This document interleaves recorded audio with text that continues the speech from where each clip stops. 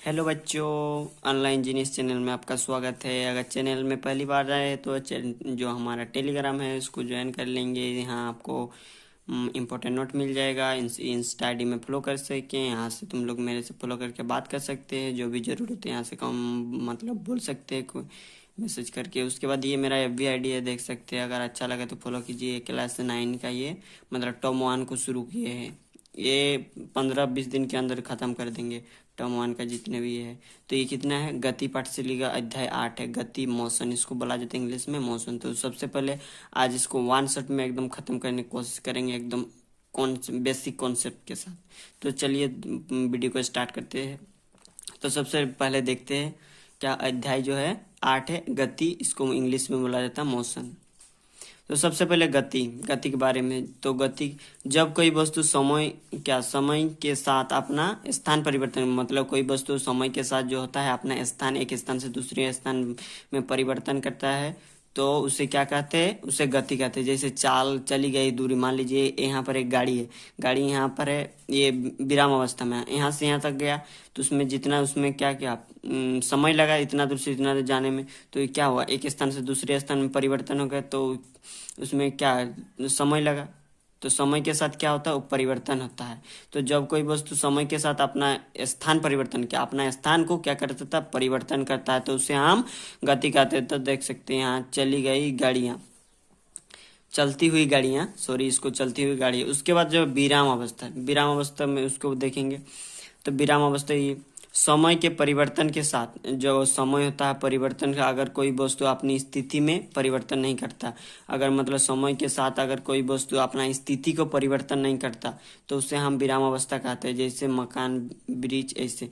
जैसे हम देख सकते हैं कोई मान लीजिए यहाँ पर गाड़ी खड़ा है, अब क्या समय के साथ वो अपना स्थान को नहीं परिवर्तन कर रही, मतलब एक स्थान से दूसरे स्थान पर नहीं जा रहा, वो वहीं पर रह रहा, तो उसको हम क्या बोलेंगे, उसको विराम अवस्था में। तो क्या अवस्था में, वस्तु जो है विराम अवस्था में। उसके बाद हम देख सकते हैं गति के दो प्रकार, कितना प्रकार, गति के समान गति, असमान गति। गति जो होता है दो प्रकार के होते हैं, समान गति, असमान गति। तो सबसे पहले देखेंगे समान गति क्या है। तो समान गति उसको बोलेंगे, एक नंबर में ये वाला एक नंबर का है। समय के परिवर्तन के साथ क्या होता है, समय के परिवर्तन के साथ यदि किसी पिंड जो होता है, कोई भी पिंड गति एक समान रूप रहती है, तब उस गति को समान गति कहते हैं। जैसे मतलब समय के परिवर्तन के साथ वो एक समान में चल, मतलब एक समान में वो क्या करेगा, चलेगा। उस गति को हम क्या कहेंगे, गति कहेंगे, समान गति कहेंगे। मतलब नहीं तो कोई कोई यहाँ से इतना स्पीड गया, वहाँ से और ज़्यादा 100, यहाँ से मान लीजिए कोई वस्तु यहाँ से 40 स्पीड से गया, यहाँ 40 से यहाँ 60 स्पीड, वैसा नहीं। उसका जो गति होगा एकदम एकदम मतलब समान होगा हर time, any time anywhere, मतलब एनी टाइम एनी वेयर नहीं, एनी टाइम। उसका क्या होगा, जो समय होगा एक ही ये में चलेगा। जैसे घड़ी का सुई क्या होता है, वो सेकंड, एक सेकंड में एक बार ऐसे ऐसे, उस पर का मतलब उसका एक समान घड़ी का सुई, उसका उदाहरण तुम लोग ले सकते हैं। तो इसको और एक बार पढ़ के सुना देते हैं। समय परिवर्तन के साथ, जो क्या, समय के परिवर्तन के साथ यदि किसी पिंड जो होता है, पिंड गति एक समान रूप रहती है, उसका क्या होता है, गति एक समान रूप रहती है, तब उसे क्या होता है, उस गति को हम समान गति कहते हैं। उस गति को क्या कहते हैं, समान गति कहते हैं। जैसे घड़ी कैसे। उसके बाद असमान गति किसको बोलेंगे, देख सकते हैं यहाँ पर। समय के परिवर्तन के साथ क्या होता है, समय के परिवर्तन के साथ यदि किसी वस्तु जो होता है, समय के परिवर्तन, किसी वस्तु की गति एक समान ना हो, मतलब समय के परिवर्तन के साथ यदि किसी वस्तु का गति एक समान ना हो, तो उस गति को असमान गति कहते हैं। तो उस गति को असमान गति कहते हैं। क्या असमान गति, जैसे सड़क पर चलती हुई गाड़ियाँ, जो सड़क है उसके में चलती हुई गाड़ियाँ। जैसे समय के परिवर्तन के साथ क्या होता है, यदि किसी वस्तु का गति क्या एक समान ना हो, एक समान ना हो, तो उस गति को एक असमान गति कहते हैं। जैसे सड़क पर चलती हुई गाड़ियाँ क्या होता है, एक समान नहीं, कोई 40 स्पीड से जा रहा है तो कोई 50 स्पीड, कोई उसको 50 देख के किसी कोई 80, 90, 120। आजकल का कितना महंगा KTM, ड्यूक, MT-15, कितना कितना गाड़ी सब निकला है जो बहुत स्पीड चलता है। तो मतलब कोई किसी 40 स्पीड चलाता है, कोई एक, मतलब एक समान से नहीं चलते, उसको असमान गति कहेंगे। उसके बाद जो मूल बिंदु के बारे में देखते हैं, मूल बिंदु किसको बोलेंगे। तो मूल बिंदु किसी वस्तु की स्थिति, जिस वस्तु की तुलना में ज्ञात की जाती है उस बिंदु को मूल बिंदु कहते हैं। मतलब किसी वस्तु की स्थिति, मान लीजिए किसी वस्तु क्या स्थिति में, जिससे उस क्या, जिस वस्तु की तुलना में, उस वस्तु की तुलना में ज्ञात की जाती है, उसकी तुलना में ज्ञात की उस बिंदु को मूल बिंदु कहते हैं। उसके बाद जो नेक्स्ट पॉइंट है उसको देखते हैं क्या है। तो यहाँ से हम लोग देख सकते हैं विस्थापन के बारे में। तो किसी गतिशील वस्तु निश्चित दिशा में, जो किसी गतिशील जो वस्तु क्या होता है, निश्चित दिशा में स्थान परिवर्तन करने की घटना को, उस वस्तु को विस्थापन कहलाता है। मतलब किसी गतिशील वस्तु का क्या होता है, निश्चित दिशा में, किसी निश्चित दिशा में स्थान परिवर्तन करने की घटना, स्थान परिवर्तन करने की घटना को उस समय वस्तु का विस्थापन कहलाता है। मान लीजिए कोई किसी गतिशील वस्तु है, निश्चित दिशा में, मतलब किसी निश्चित दिशा में वो क्या हो रहा है, एक स्थान परिवर्तन करने की घटना, मतलब एक स्थान से दूसरे स्थान में जाता है, तो उस समय में जो वस्तु में विस्थापन कहलाता है, उसमें उसको विस्थापन कहलाता है। या वस्तु के प्रारंभिक और अंतिम वेग स्थिति के बीच न्यूनतम दूरी को विस्थापन कहते हैं। विस्थापन का SI मात्रक कितने मीटर रहता है। देखो सब, मान लीजिए यहाँ से एक वस्तु यहाँ पर जाता है, तो ये क्या है, ये प्रारंभिक वेग, अंतिम वेग, और उसमें जितने भी मतलब समय लगा वस्तु के प्रारंभ में अंतिम वेग के बीच न्यूनतम जो दूरी होता है, मतलब इससे यहाँ तक जो दूरी लगा उसको क्या कहेंगे, विस्थापन कहते हैं। और विस्थापन का SI मात्रक क्या होता है, उसको मीटर से यह करते हैं, मापते हैं विस्थापन को। विस्थापन मतलब न्यूनतम दूरी और अंतिम दूरी के जो बीच की जो ये होगा दूरी होगा, उसको हम विस्थापन कहेंगे। तो वस्तु का प्रारंभिक और अंतिम स्थिति के बीच की न्यूनतम दूरी को विस्थापन कहते हैं। विस्थापन का जो SI मात्रक क्या है, मीटर है। मतलब दोनों एक ही है, लेकिन ये वाला थोड़ा इजी है, इसको भी लिख सकते हैं, जो अच्छा लगा वही वाला लिखिए। उसका ए वाला क्वेश्चन है, विस्थापन का SI मात्रक क्या है, मीटर है। उसके बाद चाल क्या है, चाल बराबर इकाई समय में किसी वस्तु द्वारा तय की गई दूरी को चाल कहते हैं। मतलब इकाई समय में, किसी इकाई समय में किसी वस्तु द्वारा क्या तय की गई दूरी को चाल कहते हैं। तो उसका चाल बराबर क्या होता है, दूरी बटा समय। चाल निकालेंगे, पहले दूरी लिखेंगे, कितना दूरी, उसमें कितना समय लगा, फिर तो इसका चाल निकल जाएगा। उसके बाद जो हम वेग के बारे में देखेंगे, क्या है वेग, इकाई समय में किसी वस्तु द्वारा निश्चित दिशा में तय की गई दूरी को वेग कहते हैं। मतलब इकाई समय में किसी वस्तु द्वारा, मान लीजिए किसी वस्तु निश्चित दिशा में, किसी निश्चित दिशा में तय की गई दूरी को, निश्चित दिशा में तय की गई दूरी को क्या कहते हैं, वेग कहते हैं। वेग बराबर होता है विस्थापन बट्टा समय। क्या होता है, वेग बराबर होता है विस्थापन, मतलब प्रारंभिक और अंतिम वेग में जितना मतलब दूरी है और उसमें कितना समय लगा, उसको ये करेंगे तो उसका वेग निकल जाएगा। उसके बाद हम देख सकते हैं सदिश राशि क्या, सदिश राशि के बारे में। तो यहाँ से देख सकते हैं सदिश राशि क्या है। सदिश का वह भौतिक राशि क्या है, सदिश का वह भौतिक राशि जिसका क्या है, जिसका परिणाम तथा दिशा दोनों निश्चित होता है। क्या, जिसका परिणाम जो होता है तथा दिशा दोनों निश्चित होती है। क्या होता है, परिणाम तथा दिशा दोनों निश्चित होती है, उसे सदिश राशि कहते हैं। उसे क्या कहते हैं, सदिश राशि कहते हैं। जैसे विस्थापन, त्वरण, बल, तीव्रता, वेग आदि। जो मतलब सदिश राशि वो भौतिक राशि है जिसका परिणाम क्या होता है तथा दिशा क्या, परिणाम उसका और दिशा क्या होगा, परिणाम और दिशा दोनों निश्चित होता है। मतलब उसका परिणाम भी होगा और दिशा भी होगा। मतलब जिस मान लीजिए यहाँ से यहाँ तक गया, उसमें क्या परिणाम जितना मतलब उसका होगा, मतलब मान लीजिए 4 मीटर तो क्या, और उसमें निश्चित दिशा मतलब एक ही तरफ गया, निश्चित दिशा होता है। तो उस राशि क्या, उसे सदिश राशि कहते हैं। क्या कहते हैं, उससे सदिश राशि। जैसे विस्थापन क्या है, सदिश राशि, इसको याद करेंगे। उसके बाद त्वरण क्या है, वो सदिश राशि है। बल क्या है, सदिश राशि है। उसके बाद तीव्रता वो भी सदिश राशि, वेग वो भी सदिश राशि है। तो नेक्स्ट जो पॉइंट इसका देखेंगे अदिश राशि। तो यहाँ से हम देख सकते हैं अदिश राशि। तो अदिश राशि वह भौतिक राशि है जिसका क्या, परिणाम निश्चित परंतु दिशा अनिश्चित होता है। मतलब उसका परिणाम होगा लेकिन वो निश्चित दिशा में नहीं जाएगा। मतलब वो निश्चित दिशा में तय नहीं करेगा। मतलब एक ही तरफ नहीं जाएगा, कोई इधर जाएगा फिर इधर लौटाएगा, इधर क्या आएगा, मतलब उसका निश्चित दिशा नहीं होता है। उसे अदिश राशि कहते हैं। जैसे दूरी मतलब मान लीजिए कहीं भी जा रहा है उसके। और चाल क्या होता है, मान लीजिए यहाँ 40 किलोमीटर का, वहाँ से 60 गेला, वहाँ से 90 किलोमीटर पर घंटा जाएगा। इससे मतलब उस समय में भी उसका ये होता है, नहीं होगा। और कार्य इसका उदाहरण है। तो अदिश राशि मतलब वह भौतिक राशि होता है जिसका मतलब परिणाम निश्चित होता है, उसका परिणाम निश्चित होता है परंतु उसका जो दिशा होता है अनिश्चित होता है। उससे हम क्या कहते हैं, सदिश राशि कहते हैं। जैसे हम कह सकते हैं दूरी, चाल, समय, कार्य आदि।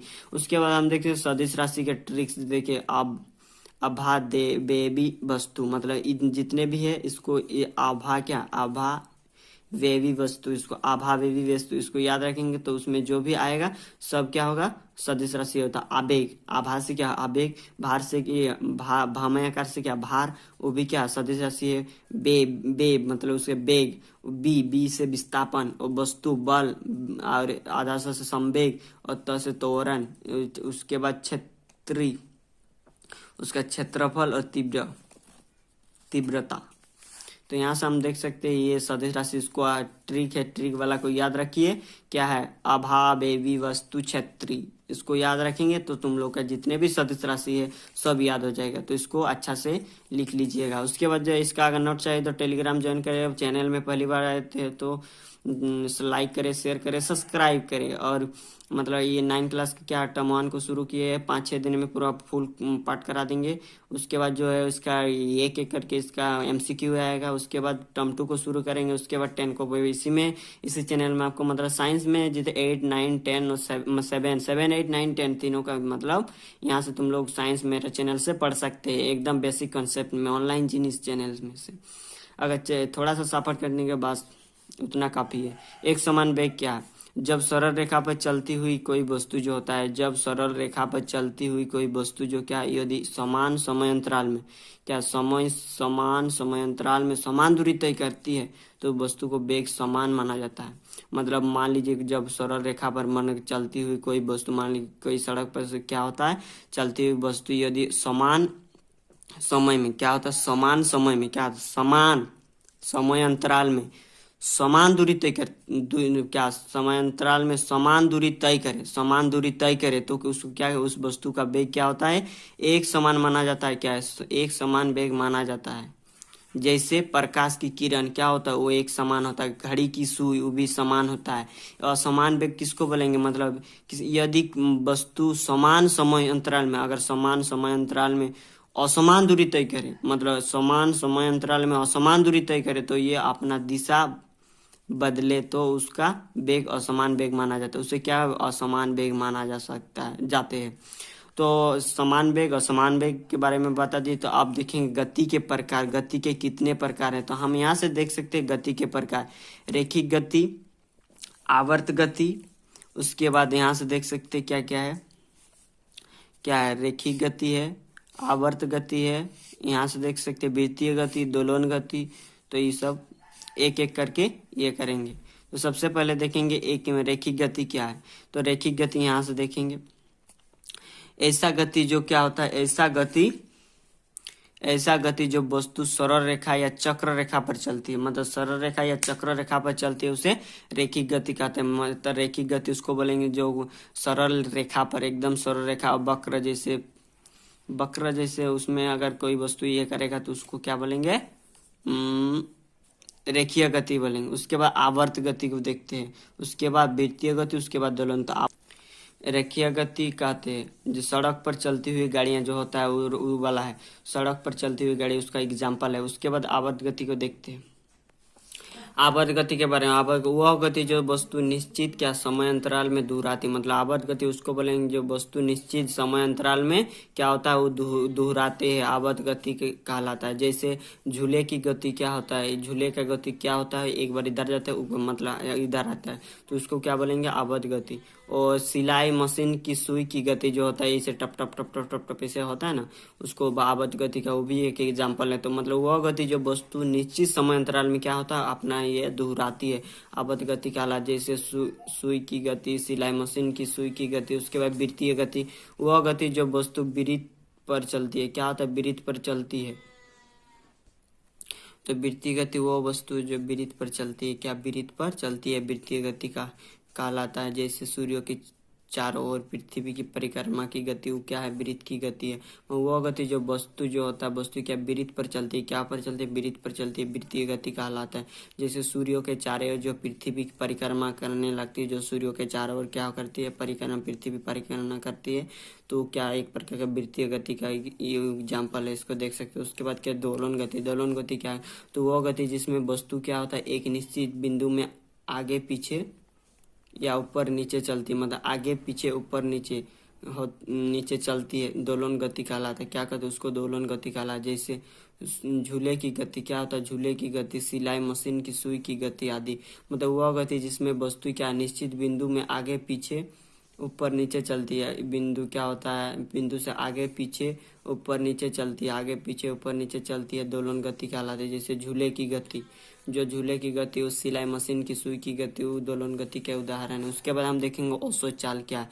किसी वस्तु द्वारा चली गई जो दूरी होगा तथा उसी दूरी को तय करने में लगे समय के अनुपात को औसत चाल कहते हैं। मतलब मान लीजिए किसी वस्तु द्वारा चली गई दूरी है, कुल दूरी तथा उसी दूरी को तय करने में लगा समय, अनुपात जो औसत चाल कहते हैं उसको क्या बोलते हैं? औसत चाल। मतलब कि तय की गई दूरी और तथा इसी दूरी को तय करने में लगा समय का अनुपात। मतलब तय की गई दूरी और समय की तय की गई दूरी लगने समय उसको क्या कहते? औसत चाल कहते हैं। मतलब वर्ग वाइज को देखते क्या, किसी वस्तु द्वारा चली गई दूरी, मान ली दूरी तथा इसी दूरी को तय करने में लगा समय, मतलब उसी दूरी को तय करने में लगे समय के अनुपात को औसत चाल कहते हैं। क्या? अनुपात को औसत चाल कहते हैं। उसके बाद चाल समय ग्राफ क्या है?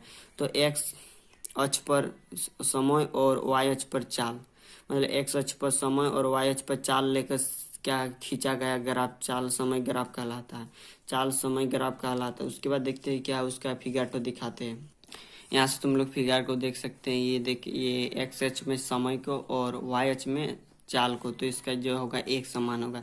इस प्रकार उसका फिगर है। उसके बाद त्वरण किसे कहते हैं? तो वेग में परिवर्तन के दर को त्वरण कहते हैं। वेग में परिवर्तन के दर को त्वरण कहते हैं और इसे ए से सूचित किया जाता है। क्या से?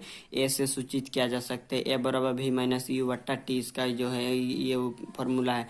त्वरण बराबर अंतिम वेग होता है और प्रारंभिक वेग, अंतिम वेग बाटा प्रारंभिक वेग बाटा समय। तो इसको अंतिम वेग को बोला जाता है भी और प्रारंभिक वेग को यू बटा टी समय। उसके बाद हम लोग यहाँ से देख सकते हैं त्वरण जो होता है, त्वरण जो वेग में परिवर्तन दर के दौरान त्वरण कहते हैं। इसका जो एसआई मात्रक है मीटर पर सेकेंड, इसका एसआई मात्रक क्या? मीटर पर सेकेंड स्क्वायर होता है। ये एक सदिश राशि है। क्या? एक प्रकार का सदिश राशि है। और त्वरण बराबर वेग में परिवर्तन दर बटा समय होता है। त्वरण का जो फॉर्मूला वेग में परिवर्तन दर बटा समय उसका फॉर्मूला है। उसके बाद इसको देख सकते हैं बराबर भी माइनस यू बाई टी, इसका जो फॉर्मूला था बराबर इसको बोला जाता है अंतिम वेग, इसको प्रारंभिक वेग बटा समय। उसके बाद त्वरण के जो प्रकार रहते हैं, त्वरण के दो प्रकार होते हैं। त्वरण के दो प्रकार, एक समान त्वरण और असमान त्वरण। क्या? एक समान त्वरण और असमान त्वरण। एक समान त्वरण क्या है? यदि बराबर समय अंतराल में किसी वस्तु के वेग में परिवर्तन समान है, मतलब यदि बराबर समय अंतराल में किसी वस्तु का जो वेग होता है परिवर्तन क्या होता है? समय हो, तो उसे एक समान त्वरण कहते हैं। जैसे ऊपर से गिरता हो कोई पिंड, मतलब यदि बराबर समय अंतराल में क्या होता है? बराबर समय अंतराल में क्या किसी वस्तु के वेग में परिवर्तन होता है, किसी वस्तु में वेग में परिवर्तन होता है समान हो, मतलब वेग में परिवर्तन समान हो तो उसे एक समान त्वरण कहते हैं। जैसे ऊपर से गिरता हुआ कोई, मान लीजिए ऊपर से कुछ ये नीचे गिराएंगे तो क्या वो एक समान त्वरण से नीचे गिरेगा। उसके बाद जो होता है असमान त्वरण, यदि बराबर समय अंतराल में किसी वस्तु के वेग में परिवर्तन असमान हो, मतलब यदि बराबर समय अंतराल में किसी वस्तु के वेग में परिवर्तन क्या असमान हो, क्या होता है? असमान होता है, तो उसे असमान त्वरण कहते हैं। उसके बाद हम देख सकते हैं जो क्वेश्चन है क्या है, किसी कार है उसका वेग जो है 800 मीटर पर सेकेंड है और इसके किलोमीटर हार में व्यक्त कीजिए बोला, तो दिया है भी बराबर दिया है, मतलब अंतिम वेग दिया 800 मीटर पर सेकेंड। उसके बाद ज्ञात कीजिए करना है क्या? भी उसका किलोमीटर हार में ये करना है। तो प्रमाण में आते हैं मीटर पर सेकेंड किलोमीटर में बदलने के लिए 18/5 से गुना करेंगे। तो क्यों गुना करेंगे आगे तुम लोग को बता देंगे। तो सबसे पहले यहाँ से हम लोग देख सकते 800 मीटर पर सेकेंड है, तो इसको हम लोग क्या में व्यक्त किए? किलोमीटर हवाले, इसीलिए 18/5। अगर यही मीटर में होने से 5/18 होता, तो इसको 18/5 इसको ये करेंगे तो ये इससे 8 दूनी, इसको 18 इंटू करेंगे तो 300 इतना आता होता है, इतना 324 आएगा और ऊपर नीचे में 5 आएगा और इसको ही हल करेंगे 6.48 किलोमीटर पर घंटा आएगा। तो इसका जो आंसर हो सकता है ई वाला आंसर होगा। तो आगे इसी प्रकार मतलब क्वेश्चन देखते हैं, एक दो और है। यहाँ से हम देख सकते किसी कार का वेग जो है 120 किलोमीटर हवा है, क्या 120 किलोमीटर है, इसको के मीटर पर समय व्यक्त कीजिए बोल रहा। तो यहाँ से देख सकते भी बराबर दिया है 120 किलोमीटर हवा, तो इसको भी को क्या मीटर पर सेकंड में चेंज करें तो किलोमीटर हावर को मीटर सेकंड में बदलने के लिए 5/8 से क्या क्या गुना करेंगे तो 120/5/8। इसको पहले काटेंगे, 2 से काटेंगे तो ये 6 बार में कैंसिल होगा 60, और यहाँ पर 9 से, फिर इसको 3 से काटेंगे 20 से काटेगा, और ये 3 से काटेगा। इस जो बचेगा 20 × 5/3, इसको ये गुना करेंगे 100/3 आएगा। फिर इसको 3 से 100 को भाग देंगे तो 3.34 मीटर पर सेकंड में आ जाएगा। इसका इतना आंसर हो जाएगा। इसको स्क्रीनशॉट ले सकते हैं। उसके बाद जो नीचे है क्या है, एक रेलगाड़ी स्टेशन की गति की प्रारंभ करती है, मतलब प्रारंभ करती है यदि वो 3 घंटे में 120 किलोमीटर दूरी तय करती है तो गाड़ी की त्वरण ज्ञात कीजिए। तो ए निकालना है। सबसे पहले क्या दिया, प्रारंभिक करती है, मतलब वो 0 से यू बराबर प्रारंभिक वेग 0 और भी बराबर 120 किलोमीटर हवा है और टी बराबर 3 है, तो ए इसका त्वरण निकालना है। तो ये त्वरण वाला फॉर्मूला ए बराबर भी माइनस यू बटा टी होता है। तो ए बराबर 120 बटा 0/3। उसके बाद इसको पूरी 120/3, इसको भाग देंगे 3 4 में 12 आएगा। फिर 400 किलोमीटर पर घंटा, इसको मीटर सेकंड में चेंज करेंगे 5/8 से क्या करेंगे, ये गुना करेंगे तो इसके ये पूरी तरह से 120 आएगा। 4 5 20, नीचे 8 मीटर पर सेकंड में आ जाएगा। इस प्रकार से वाला क्वेश्चन हल हो गया। उसके बाद जो इस प्रकार जो नेक्स्ट इसका प्रमुख सूत्रों बताएंगे, क्या क्या सूत्रों सब आता है। तो यहाँ से हम लोग देख सकते हैं क्या है इसका सूत्र। प्रमुख सूत्रों कितना है, 6 की 5 6 है। तो बराबर ए बराबर भी माइनस यू ए टी होता है। उसके बाद एक फार्मूला होता है, इसमें त्वरण निकलेगा। इसमें अगर भी और यू दिया है तो इसमें अगर 80 रहेगा तो इसको निकाल सकते हैं। एक बार फार्मूला, और एक तीसरा वाला भी बराबर यू प्लस 80। इसमें ई वाला फार्मूला से भी हम लोग निकाल सकते हैं भी। इसमें टी अगर इसमें समय निकाल सकते हैं। इसमें से भी हम लोग मतलब अंतिम वेग निकाल सकते हैं। और एस बराबर U T plus half A T, उसका एक ये वाला फार्मूला होता है। उसके बाद इसका जो होता है ये वाला भी इंटू टी होता है एस बराबर। उसके बाद वो ये फोर्स बटा एम ए होता है, मास इंटू एक्सेलरेशन। उसके बाद ये टाइम डिस्टेंस का दूरी वाला देख लीजिए। यहाँ अगर मीटर पर सेकंड किलोमीटर में चेंज करेंगे तो हम एग्जांपल के सहित दे सकते हैं।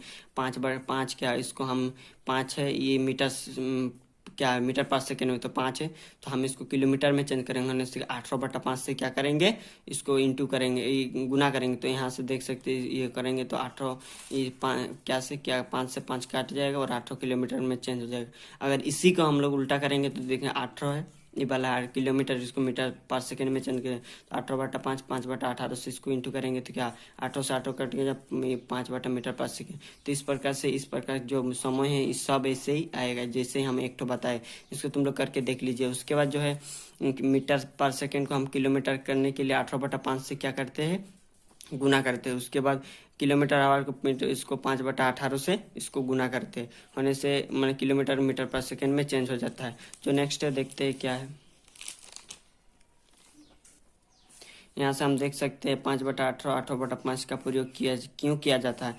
तो देखो किलोमीटर हावर 1 किलोमीटर में कितना होता है 1000 होता है, और 1 घंटा में कितना सेकेंड होता है 3600 सेकेंड होता है। तो इसको बट्टा में चेंज कर दिए 8 5 ये 5 से ये 2 से काटा 5 और 8 दुगनी 36, 2 से काटा फिर 5/18 निकल गया। उसके बाद हम देख सकते आता है मीटर पर सेकंड सबसे छोटा यूनिट होता है, क्या होता है ये सबसे छोटा 5/18 होता है। ये किलोमीटर में 18/5 होता है। ये मीटर पर सेकंड में 5/18 और किलोमीटर 18/5। उसके बाद हम देख सकते हैं चाल और वेग में अंतर। ये क्वेश्चन आंसर का है। चाल और वेग में चाल इधर एक तरफ वेग इस पर का मतलब अंतर इस पर करके लिखेंगे। तो सबसे पहले देखते हैं चाल और वेग में क्या अंतर है।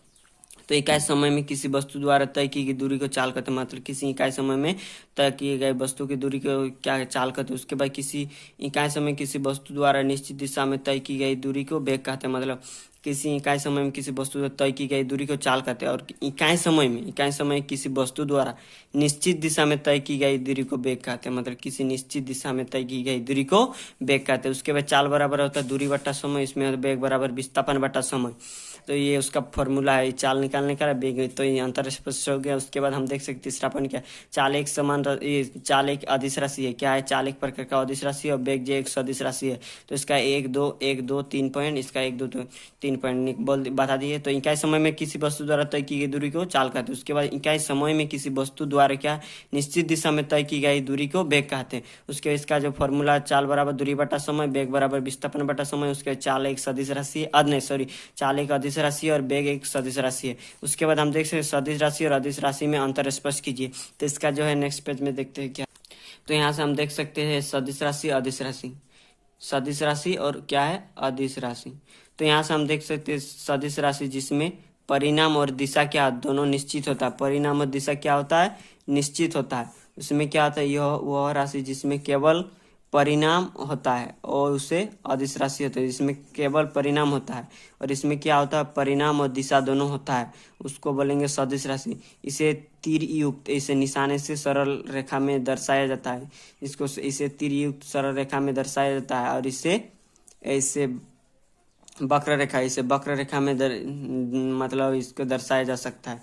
उसके बाद इसका जो तीसरा पॉइंट, इसे बीजगणित विधि से जोड़ा या घटाया नहीं जा सकता। बीज क्या होता है, इसको बीजगणितीय विधि से जोड़ा या घटाया नहीं जा सकता, इसे बीजगणितीय विधि से जोड़ा या घटाया जा सकता है। उसके बाद हम देख सकते हैं रेखीय वेग और कणीय वेग में अंतर क्या है। तो रेखीय वेग और कणीय वेग, एक तरफ रेखीय वेग और एक तरफ कणीय वेग।